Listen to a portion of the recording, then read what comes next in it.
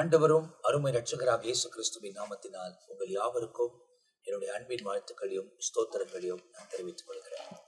தேவனுடைய பெரிதான கிருபையால் சுவிசேஷம் என்ற இன்னொரு பகுதியில் உங்களை சந்திப்பதில் நான் மிகவும் மகிழ்ச்சி அடைகிறேன்.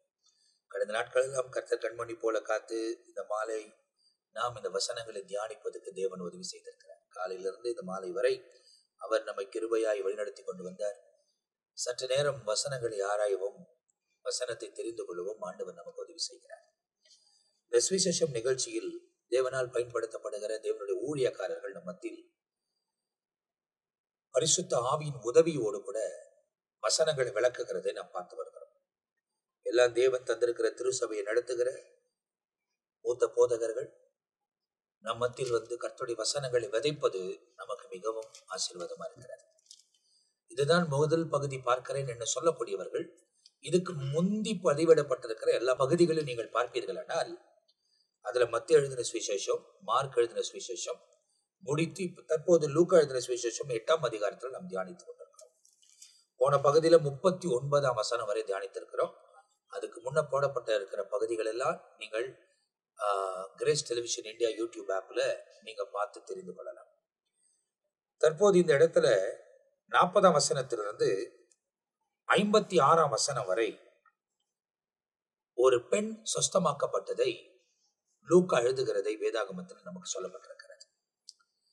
எனவே அந்த பகுதியை நாம் இன்றைக்கு தியானிக்க போகிறோம். வசனத்துக்கு நேராக நாம் கடந்து போகிறோம். கிறிஸ்துவின் உபதேசத்தில் தரித்திருங்கள்.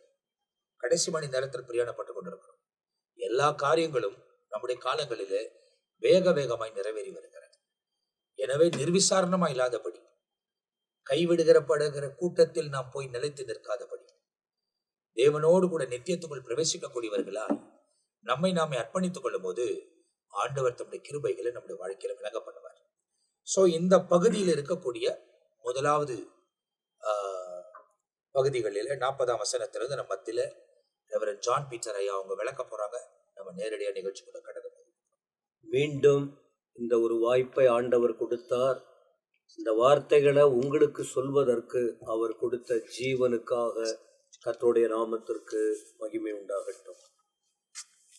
ஆண்டவர் இயேசு பிரயாணப்பட்டு ஒரு பகுதியில் போய் ஊழியம் செய்தார். பல வருடம் வியாதியில் பிசாசு பிடியில் இருந்தவனுக்கு சுகம் கொடுத்தார். அந்த இடத்துல அவர் சுகத்தை கொடுத்ததினால் அந்த வட்டாரத்தில் உள்ள மக்கள் செய்த காரியம், இந்த இடத்தில் நீங்கள் இருக்க வேண்டாம், எல்லாருக்கும் பயம் வந்து விட்டது, இந்த இடத்தை விட்டு புறப்பட்டு போயிடுங்கன்னு சொன்னாங்க. அப்படி சொன்னபோது 40ஆம் வசனம் சொல்லுகிறது, இயேசு திரும்பி வந்தபோது ஜனங்கள் எல்லாரும் அவருக்காக காத்திருந்தபடியால் அவரை சந்தோஷமாய் ஏற்றுக்கொண்டார்கள். ஒரு கூட்டம் விரட்டி அடிக்கிறது, வேணும்னு விரட்டல, அங்க வியாபாரிகளுக்கு நஷ்டம் வரப்போகுது. ஏன்னா இப்படி பன்றி மேய்த்தவர்கள் இந்த விஷயத்தெல்லாம் சொன்னாங்க.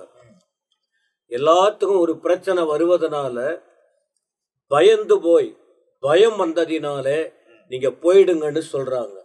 ஆனா இங்க ஒரு கூட்டம் பயந்து விரட்டி அடிக்கிறாங்க, இன்னொரு கூட்டம் அவரை சந்தோஷமாய் ஏற்றுக்கொள்ளுகிறார்கள். அப்ப தேவனுடைய அருமையை அறிந்தவர்கள் காத்திருப்பாங்க அவருக்காக. அவருடைய மேன்மையை புரியாதவங்க அந்த வார்த்தையை ஏற்றுக்கொள்ள மனம் இருக்காது.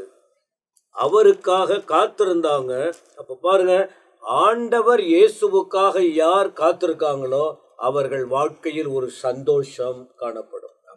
அவருக்காக யார் காத்திருக்காங்க, அப்ப அவர் யார் என்றும், அவருடைய வல்லமை எப்படிப்பட்டது என்றும், அவர் வார்த்தையில் புறப்படுகிற காரியம் என்ன என்றும் அந்த உணர்வு யாருக்கு இருக்கோ அவங்க ஓட மாட்டார்கள். அமர்ந்து மீண்டும் அவர் வார்த்தைகளை கேட்க, அவருடைய பலத்தை பெற்றுக்கொள்ள, அவர் மூலம் வருகிற ஆசீர்வாதங்களை அனுபவிக்க காத்திருக்காங்க. சந்தோஷம் உண்டாயிட்டான், சந்தோஷமா ஏற்றுக்கொண்டார்கள். அப்ப சந்தோஷம் இருந்ததினால் அவரை உள்ளத்தில் ஏற்றுக்கொண்டார்கள். அப்புறம் திரும்ப தங்கள் இருக்கிற இடத்திலும் எங்கள் மத்தியில இருங்க அப்படின்னு சொல்லி 41. அப்பொழுது ஜெப ஆலய தலைவன், அவனுடைய பெயர் யவீரு, ஒரு மனுஷனுடைய பொறுப்பை பற்றி ஆண்டவர் சொல்லுகிறார். வேதத்துல எழுதியிருக்கு. அவன் யார்? ஜெப ஆலய தலைவன். ஜெப ஆலயம் அப்படின்னா ஒரு ஜெப வீடு, அதற்கு ஒரு முக்கியமான பொறுப்பாக இருக்கிறவர் ஆண்டவர். அதெல்லாம் நிறைய பேர் இருக்காங்க, ஆனா அவர்களுக்கு ஒரு பொறுப்பை பேரை உச்சரிக்கிறார். ஏன்னா இன்னார் இன்னார் அப்படிதான் புரியும். அதனால இவன் ஒரு தலைவன். என்ன தலைவன்? ஆலயத்திற்கு தலைவன். அவன் வீட்டுல கூட ஒரு பிரச்சனை வருது. அப்ப என்னன்னு சொன்னா, எல்லாருடைய வாழ்க்கையிலும் பிரச்சனை வர வாய்ப்பு இருக்கு. சிலர் சொல்வாங்க, நீங்க ஜெபிக்கிறவங்க, உங்களுக்கு ஏன் பிரச்சனை வரணும்? வேணும்னு கிளறுவாங்க. நீங்க பிரசங்கம் பண்றீங்க, உங்களுக்கு ஏன் இந்த பிரச்சனை? 40 வருஷம் ஆண்டவரோட இருக்கிறேன்னு சொல்றீங்களே, உங்களுக்கு ஏன் இந்த சூழ்நிலை? ஐயா, மனிதனாய் பிறந்த எந்த ஒரு மனுஷனுக்கும், அது எந்த பொறுப்புல இருந்தாலும் என்ன செய்தாலும், எல்லா மனுஷனுக்கு வருவதை போல அந்த பிரச்சனைக்குள்ளே போய் தான், சரி மழை வருது, ஏன் ஒரு ஒரு குறிப்பிட்டவங்களுக்கு மட்டுமா வருது? எல்லாருக்கும் வருது. தெய்வத்தின் காரியம், மனுஷனாய் பிறந்த அத்தனை பேருக்கு எல்லாமும் வரும். அப்ப இங்க ஜப வீட்டுல தலைவன் ஒரு ஜபத்திலே இருக்கிற ஒரு மனுஷன், இவன் ஜப ஆலயத்தின் தலைவனா இருக்கிறதுனால முன்மாதிரியா எப்பவுமே ஜபத்துல இருந்திருக்கணும். அப்படிப்பட்டவன் வீட்டிலும் பிரச்சனை வந்தது. என்ன பிரச்சனைன்னு சொல்லுது? அவன் 12 வயது உள்ள ஒரு பெண் பிள்ளை அவங்களுக்கு இருக்காங்க. இந்த தலைவனுக்கு பெண் பிள்ளை, அது வயது 12. என்ன பிரச்சனை வருதுன்னு சொன்னால், அவள் மரண அவஸ்தையா இருக்கிறாள். மரணத்தை நோக்கி போய் கொண்டிருக்காள்.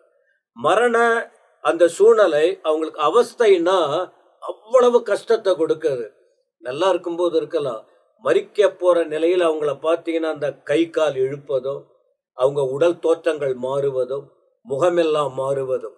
அப்ப தகப்பனால அதை தாங்க முடியவில்லை அவரால். தகப்பனால ஜெப வீட்டில் பொறுப்பா இருக்கிறாரு, நல்ல வசதிகள் இருக்கும், கூட நிறைய பேர் இருக்காங்க. எவ்வளவு பேர் இருந்தாலும் தனக்குள் வருகிற பிரச்சனைக்கு தானே தீர்த்து கொள்ள முடியாது. அப்ப வாழ்க்கையில் வருகிற பிரச்சனைகள் தீர ஒரு இடம் உண்டு. அது என்ன தெரியுமா? கர்த்தராகிய இயேசு கிறிஸ்து. உலகத்திலேயே பிரச்சனை தீர்க்கிற வழி, பிரச்சனையிலிருந்து விடுதலை பெற ஒரே வழி அன்றும் இன்றும் ஆண்டவராகிய இயேசு கிறிஸ்து மட்டும்தான். எனக்கு பதவி இருக்கு, பணம் இருக்கு, வசதி இருக்கு, எல்லாம் இருக்கு அப்படின்னு சொல்லிட்டு இவர் அமைதியா உட்கார்ந்து இருக்கலாம். ஆனா இவர் எங்க வராரு பாருங்க, இயேசுவின் பாதத்தில் விழுந்து ஆண்டுடைய சமூகத்துல விழுகிறார். என் பிள்ளைக்கு 12 வயது, உயிருக்கு போராடி கொண்டு இருக்கிறாள். ஒரு வார்த்தை சொல்றாரு, ஐயா தயவு செய்து என் வீட்டுக்கு நீங்க வரும்படி வேண்டிக் கொண்டார். ஆண்டவர்கிட்ட வந்து விழுந்து, அவர் போகையில் திரளான ஜனங்கள் அவரை நெருக்கினார்கள். அப்ப பிரியமானவர்களே, தேவ பிரச்சனை உள்ளவங்க இன்னைக்கு பல இடங்களுக்கு போகலாம், பல இடங்களுக்கு அவர்கள் நம்பிக்கைக்கு உட்பட்டு. ஆனா தேவையான வழி இதுதான். தன்னுடைய பிரச்சனையை மற்றவரிடத்தில் சொல்வதை விட ஆண்டவரிடத்தில் யாரெல்லாம் வந்து தன் பிரச்சனை, தன் குடும்ப கஷ்டங்கள் முதல்ல ஆண்டவர்கிட்ட சொல்லியாச்சுன்னா, அவர் அதை திரள் கூட்டம் இருக்கு பாருங்க, திரளான கூட்டம், ஒரு மனுஷன் சொல்வதை கூட அவர் கவனித்து கேட்கிறார். ஒரு மனுஷன் கூட, ஒரு மனிதனுடைய பிரச்சனை கூட ஆண்டவருக்கு முக்கியம். அப்ப இதை கேட்ட பிறகு ரைட் நீங்க போங்க அப்படின்லாம் அனுப்பல. ஆண்டவர் அவ்வளவு பெரிய தேவனா இருந்தாலும் அவர் என்ன சொல்றாரு, என் வீட்டுக்கு நீங்க வாங்க அப்படின்ட்டு, நாளைக்கு வர்றேன், அடுத்த வாரம் வருகிறேன் அப்படியெல்லாம் சொல்லல. அன்றைக்குரிய பிரச்சனையை தீர்க்க மனுஷனை போல சாக்கு போக்கு சொல்லாம உடனே அந்த மனிதனுடைய வாழ்க்கையில் இருக்கிற வலி தீரணும், ஒரு அற்புதம் நடக்கணும்னு சொல்லிட்டு ஆண்டவர் வீட்டுக்கு போனார். அவர் போகையில் திரளான ஜனங்கள் அவரை நெருக்கினார்கள். இப்ப ஆண்டவர் எங்க போனாலும் கூட்டம் வந்து கொண்டிருக்கிறது. இப்ப இதனுடைய தொடர்ச்சி கீழே, இதனுடைய தொடர்ச்சி கீழே வரிசையா வருது. போய்கிட்டு இருக்கும்போது 12 வருஷம் பெரும்பாடு உள்ள இன்னும் ஒரு பிரச்சனை, இன்னும் ஒரு சப்ஜெக்ட் அங்க காணப்படுகிறது. அதாவது ஒரே பகுதியில 2 பேருடைய சுகம். ஒருவர் அதாவது மரண தருவாயிலிருந்து ஏற்கனவே மரித்து போன ஒருவர் மரிப்பதுக்கு முன்பதான் கேட்க வராரு. ஆனா இவங்க கேட்டுக்கொண்டு இருக்கிற அந்த காலகட்டத்துல மரித்து போறாங்க. ஆனா அவரே உயிரோடு எழுப்புறாரு. இந்த பெரும்பாடுள்ள ஸ்திரீவுடைய காரியமும் அது. ஆனா சம்பவம் ஒண்ணு, மரணத்தை நோக்கி போகிற பெண்ணுக்கு வயதும் 12. இந்த வியாதியிலிருந்து கஷ்டப்படுகிற பெண்ணு 12 வருஷம். அப்ப இந்த பிரச்சனையில 12 இது ஒரு பெரிய சரித்திரம். அது எங்க ஐயா ஒருத்தவர் அவர் இருந்தாருன்னா அழகா கணக்கு போட்டு காட்டுவாரு. ஓகே, அப்ப என்ன விஷயம்னா, மரண நிலைக்கு போனாலும் சரீர பாதிப்புக்குள்ள இருந்தாலும் மருத்துவர்களை அணுகுவது தவறல்ல, முயற்சி பண்ணுவது தவறல்ல. எல்லாவற்றுக்கும் மேலாக மனிதனை உண்டாக்கினவர் விடுதலை கொடுக்க ஆயத்தமாயிருக்கிறார். நம்பி அவர் பாதத்தில் விழ வேண்டும்.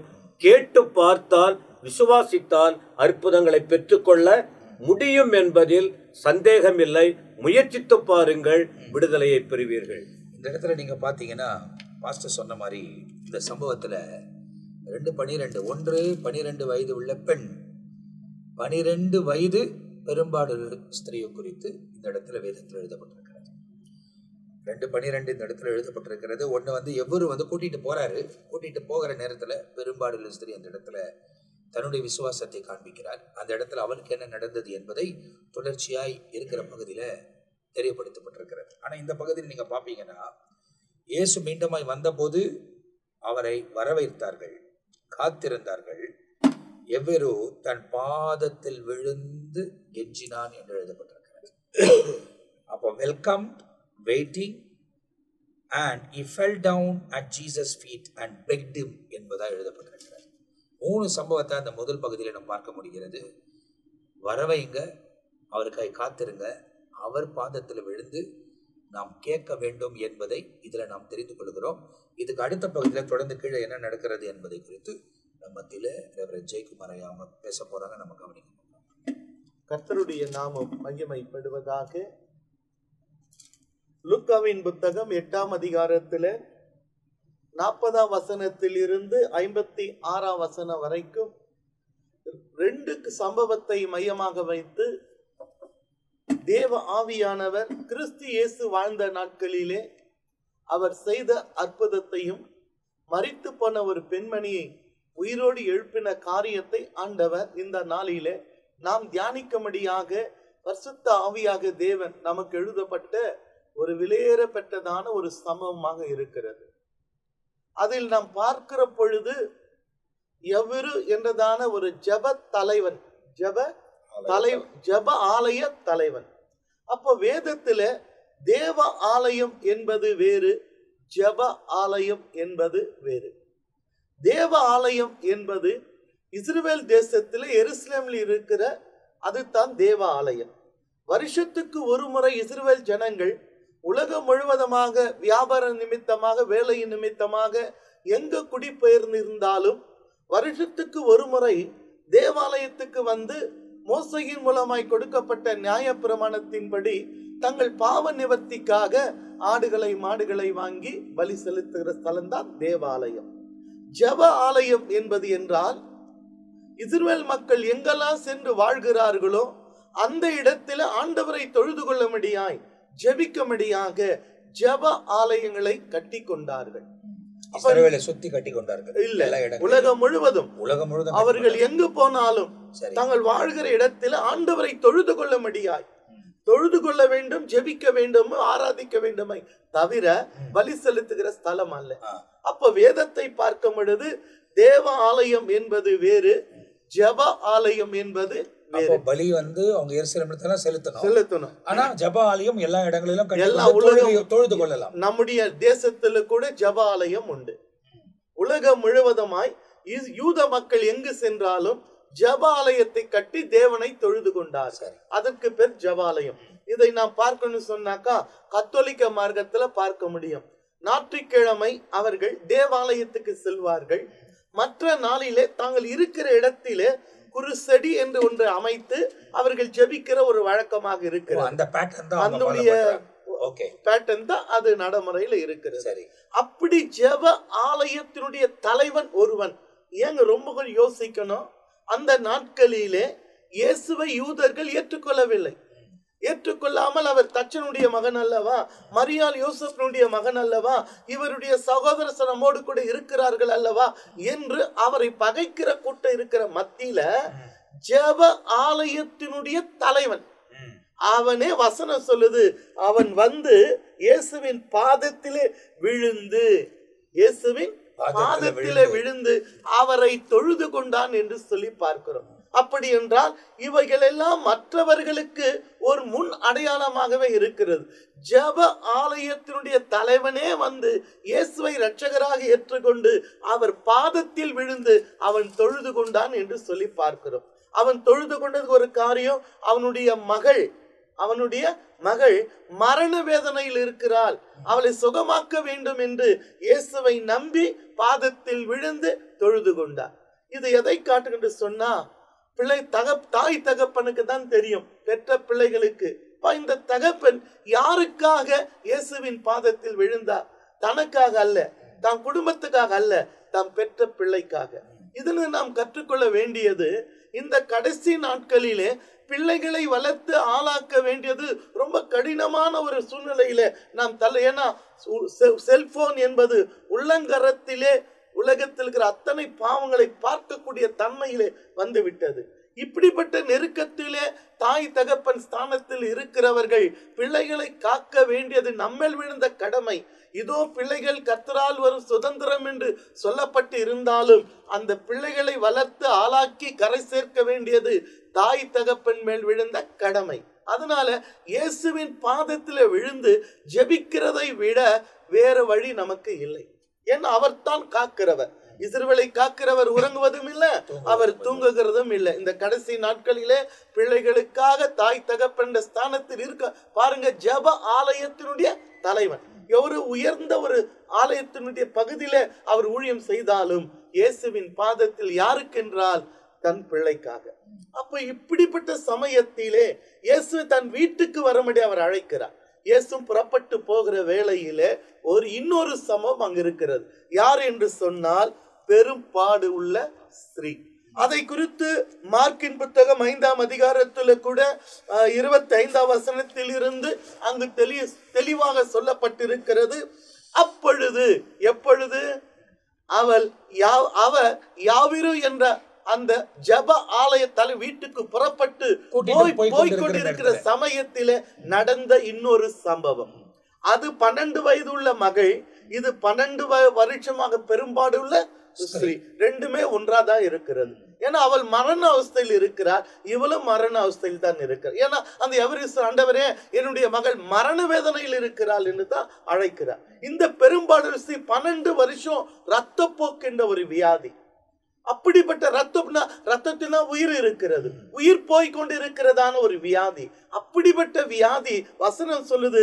அப்பொழுது 12 வருஷமாய் பெரும் பாடுல ஒரு ஸ்திரீ அநேக வைத்தியர்களால் மிகவும் வருத்தப்பட்டு தனக்கு உண்டான எல்லாவற்றில் செலவழித்தும் சற்றாகிலும் குணம் அடையாமல் வருத்தப்படுகிற பொழுது, அப்ப அவளை குறித்து தெளிவாக 12 வருஷம் தான், ஆனா அந்த நேரத்துல 12 வருடமாக தன் ஆஸ்தியெல்லாம் செலவழித்து இப்படியாகிலும் நான் சுகமடைய வேண்டும் என்பதற்காக பிரயாசப்படுகிறாள். சற்றாகில் வசனம் சொல்லுது சுகமடையில, கொஞ்சம் கூட சுகமடைய. அப்படிப்பட்ட நிலைமையிலே இயேசுவை 27 மார்க் 5ஆம் வசனம் 5ஆம் அதிகாரம் 27ஆம் வசனம் இயேசுவை குறித்து கேள்விப்பட்டு, அப்போ இயேசுவை குறித்து கேள்விப்பட்டால் என்று சொன்னால் அவளுக்கு யாராகிலும் சொல்லி இருக்கணும், இயேசு சுகமாக்கிறவர், உன் பணத்தை எல்லாம் நீ டாக்டருக்கு செலவழிச்சு சற்றாகிலும் குணமடையாமல் வருத்தப்படுகிறாயே, ஒரு விஷயம் இயேசுவை நம்பி வா, அவர் மீது விசுவாசவை, அவர் உன்னை சுகமாக்குவார். ஏன்னா கேள்விப்பட்டு யாராகிலும் ஒருத்தர் சொல்லி இருக்கணும். இது சுசேஷ வேலை, யாரோ ஒருத்தர் அங்க செஞ்சிருக்கணும். இதை கேட்கிறவர் நாம கூட நம்முடைய வாழ்க்கையில நாம் பெரிதான ஒரு ஊழியத்தை செய்யணும், ஏதோ அழைக்கப்பட்ட ஊழியர்கள் தான் ஊழியத்தை செய்ய வேண்டிய அவசியம் கிடையாது. ரட்சிக்கப்பட்டு ஞானஸ்தானத்தை எடுத்து அபிஷேகத்தை பெற்று கர்த்தருடைய சமூகத்துல காத்துட்டு ஜெபிக்கிற அத்தனை தேவ பிள்ளைகளும் அந்தந்த இடத்துல அவர்களுடைய வாழ்க்கையிலே 4 பேருக்கு சத்தியத்தை சொல்ல வேண்டியது நம்மேல் விழுந்த கடமை.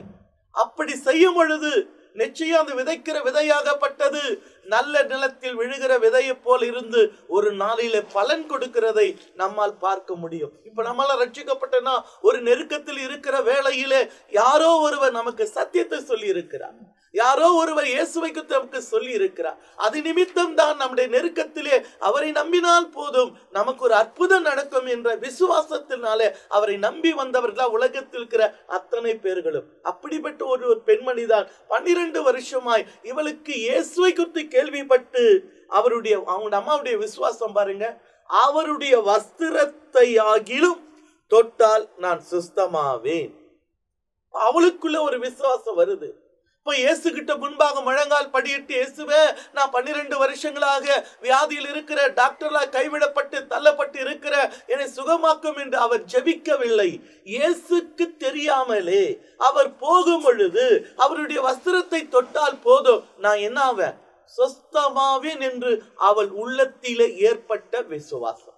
அப்ப விசுவாசம் என்பது கிறிஸ்துவ வாழ்க்கையிலே அஸ்திவாரமான ஒரு நம்பிக்கை, ஒரு காரியமா இருக்கிறது. ஏன்னா விசுவாசம் இல்லாம தேவனுக்கு பிரியமா இருப்பது கூடாத காரியம் என்று எபிரேயர் 11ஆம் அதிகாரம் 6ஆம் வசனத்திலே பவுல் தெளிவாக சொல்லி இருக்கிறார். விசுவாசம் இல்லாம தேவனுக்கு பிரியமா இருப்பது கூடாத காரியம். அப்ப விசுவாசமே உலகத்தை ஜெயிக்கிற ஜெயமாயிருக்கிறது.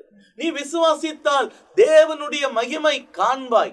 ஆகையால விசுவாசத்தை குறித்து எபிரேயர் 11ஆம் அதிகாரம் ஒரு பட்டியலே ஆண்டவர் நம்முடைய முன்னோர்களுடைய விசுவாசம் நமக்கு நற்சாட்சியாக சொல்லப்பட்டு இருக்கிறதை அதிலே நம்ம பார்க்கிறோம். அப்ப இந்த பெண்மணிக்கு ஒரு விசுவாசம் என்னன்னா, அவர் போகும் பொழுது வஸ்திரத்தை தொட்டா போதும் நான் சுகமாவேன் என்ற நம்பிக்கையில வசனம் சொல்லுது. ஜனக்கூட்டத்துக்குள்ளே அவருக்கு பின்னாக வந்து அவருடைய வஸ்திரத்தை தொட்டால், அடுத்த வசனம், உடனே அவளுடைய உத்திரத்தின் ஊரல் நின்று போயிற்று, வேதனை நீங்கி ஆரோக்கியம் அடைந்ததை அவள் தன் சரீரத்திலே உணர்ந்தார். இதுவரைக்கும் 12 வருஷமா அந்த உத்தர போக்கு அவள் சரீரத்தில் போய்கொண்டே இருந்தது. இப்ப அந்த விசுவாசத்தோடு இயேசுவை தொட்டால், யாரை தொட்டது, இயேசுவை தொட்டால் வல்லமை புறப்பட்டு வருகிறது. அவள் சுகமானதை தன் சரீரத்திலே உணர்ந்தார். இது நடந்துச்சு. ஆனா இன்னைக்கு இயேசு உடனே இயேசு தம்மிடத்திலிருந்து வல்லமை புறப்பட்டு தமக்குள்ளே அறிந்து, புறப்பட்டதை தமக்குள்ளே அறிந்து ஜனக்கூட்டத்துக்குள்ளே திரும்பி என்னை தொட்டது யார் என்று கேட்டார். யோசித்து பாருங்க. அப்போ ஒரு விசுவாசம், இயேசுக்குள்ளே இருக்கிற குணமாக்குற வல்லமை அவரை அறியாமலே அது புறப்பட்டு போனதாக பார்க்கிறோம். இயேசு என்னக்குள்ள வல்லமை புறப்பட்டும் சொல்லல. ஆனா இந்த பெண்மணிக்குள் இருக்கிற விசுவாசம், அவருடைய வஸ்திரத்தின் ஓரத்தை தொட்டானா போதும் நான் சுகமாவேன் என்ற அந்த விசுவாசத்தோடு தொடுகிறாள். பாருங்க, ஒரு கூட்டத்துக்கு நிறைய பேர் வரலாம், ஒரு ஆலயத்துக்கு நிறைய பேர் வரலாம். விசுவாசத்தோடு எத்தனை பேர் வராங்க என்பது தான் முக்கியம். எல்லாருக்கும் அற்புதம் நடக்கும், ஒரு சில நடக்குதுன்னா அவனுடைய விசுவாசம். இப்ப ஜனக்கூட்டம் அதிகமா இருக்கிறார்கள், எல்லாருடைய கை கால் எல்லாரும் பட்டு இருக்கும், யாருக்குமே சுகம் அடையல. ஆனால் இந்த பெண்மணிக்கு மாத்திரம் சுகம் அடைவதற்கு என்ன காரணம் என்றால் இவளுடைய விசுவாசம் தான். இயேசுவை அறியாமலே எனக்குள் இருந்து வல்லமை புறப்பட்டு போகிற அளவுக்கு என் மீது விசுவாசம் கொண்டவர்கள் யார்? அவர்தான் கேட்டார், என்னை தொட்டது யார்? அவருக்கு தெரியாத இருக்கும், தெரியும். ஆனால் அவர் கேட்ட கேள்வி, சீஷர்களுக்கு என்ன கேட்டாங்க பாருங்க. அவருடைய சீஷர்கள் அவரை நோக்கி, திரளான ஜனங்கள் உம்மை நெருங்கிக் கொண்டு இருக்கிறதை நீர் கண்டும் என்னை தொட்டது யார் என்று கேட்கிறே என்றார்கள். இப்ப அவங்க கேட்ட கேள்வி பாருங்க, ஆண்டவரே உம்மை தொட்டது எப்படி, நீ யார் என்று எப்படி நீங்க கேட்க முடியும்? திரளான ஜனங்கள் உன்னை சூழ்ந்து நெருங்கி கொண்டு இருக்கிறார்கள், போகும்போது உட்காரும் பொழுதும் எல்லாருடைய கரங்கள் கால்கள் எல்லாமே பட்டு இருக்கும், என்னை தொட்டது யார் என்று. அப்ப அவர் கேட்ட அர்த்தம் என்னன்னா, என்னை அறியாமலே எனக்குள் இருந்து வல்லமை புறப்பட்டு போகிற அளவுக்கு என் மீது விசுவாசம் கொண்ட அந்த ஒரு நபர் யார்? அதான் அர்த்தம். என்ன அநேகர் சூழ்ந்து இருக்கிறீங்க, என்ன அநேகர் தொடுறீங்க, நான் இல்லைன்னு சொல்லல. ஆனால் எனக்குள் இந்த வல்லமை புறப்பட்டு போகிற அளவுக்கு என் மீது விசுவாசம் கொண்ட அந்த ஒரு நபர் யார்? அப்போ அதுதான் அதனுடைய அர்த்தம். உடனே இயேசு செய்தவளை காணும்படிக்கு அவரை சுற்றிலும் பார்த்தார். தன்னிடத்தில் சம்பவத்தை அறிந்த அந்த ஸ்திரீயானவள் பயந்து நடுங்கி அவர் முன்பாக வந்து விழுந்து உண்மையெல்லாம் அவருக்கு சொன்னார். அவர் அவளை பார்த்து, மகளே, உன் விசுவாசம் உன்னை ரட்சித்தது, நீ சமாதானத்தோடு போய் உன் வேதனை நீங்கி சுகமாய் இரு என்றார்.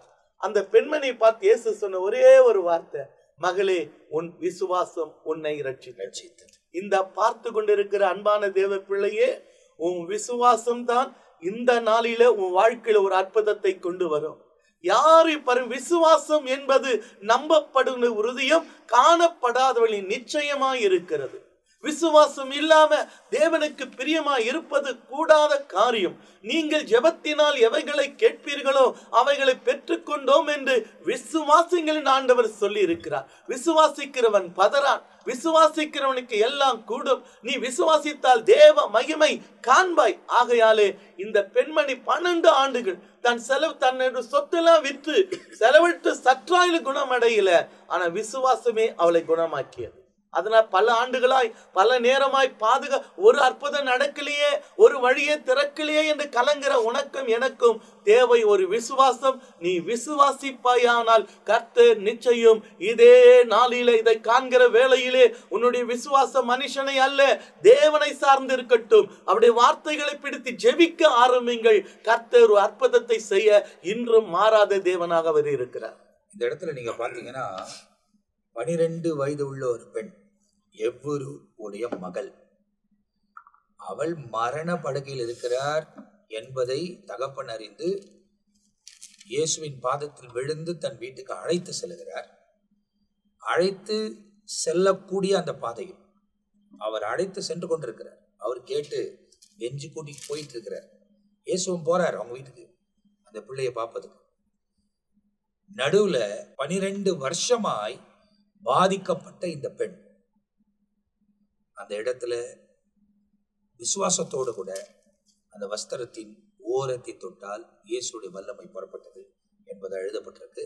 சுஸ்தமாக்கப்படுறார். இயேசு உடனே நிற்கிறார், எல்லா கேள்வியும் கேட்கிறார். அதுக்கப்புறமா சீஷருங்க பதில் சொல்றாங்க. அந்த பதில் சொன்ன பிறகு அவள் நான் தான் என்றதை ஒற்றுக்கொள்ளுகிறார்.